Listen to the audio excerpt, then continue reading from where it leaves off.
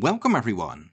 It's been 2 weeks since the last Endgame study, so I felt it was time for a new one. This one was published in 1909. Alexey Troitsky was the composer. I guess we could name a couple of themes for this study. For sure, knight forks is the most important one, but deflection certainly also applies here. That's all the tips I'm going to give you. As always, it's white to play and win. Just pause the video and take the time you need. The first move is the most straightforward, but at the same time you do need to know your follow-up, and that move is pawn takes c7. Simply threatening to queen, only one move to prevent that, and that is king to d7. And now if you found the next move, then you know what the winning plan is. What doesn't work is knight to d6. Of course, if black takes the knight, then white queens and wins.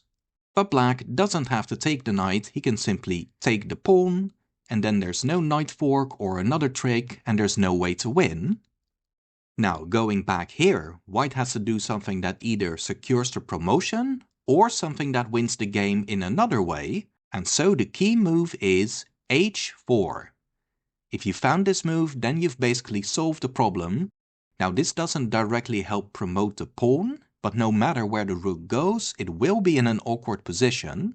A couple of moves are easily refuted if rook to g6, there's a fork on e5 and white wins, and likewise rook to g4, because then there's the same fork and white wins. But there are trickier continuations too. If for example rook to g7, then there's no fork right away, but after knight to d6, black has to choose between the fork or allowing white to queen, because if black doesn't allow white to queen, then knight e8 check forks king and rook anyway. Something similar happens after rook to f5, except now white forces the knight fork in another way. He now queens, and after king takes queen, now knight d6 check wins the rook.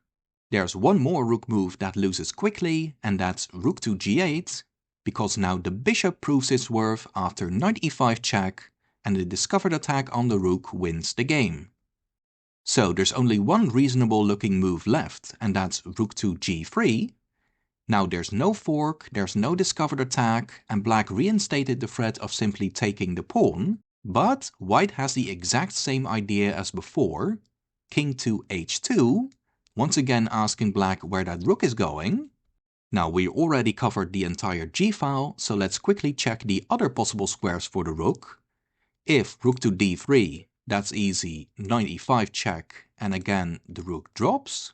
And equally easy is rook to f3 because of the same knight move and white wins.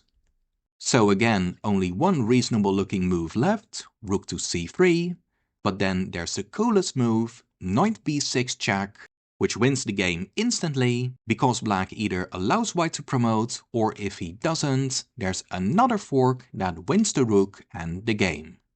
Pretty cool study. I guess this one wasn't as difficult as for example the one I shared from Kasparian a couple of weeks ago, but none of these are easy, so congrats if you got this one right.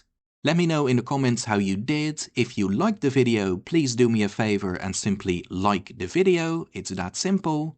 And do consider subscribing to the channel. More studies are already underway. I'll be seeing you guys again soon, and take care.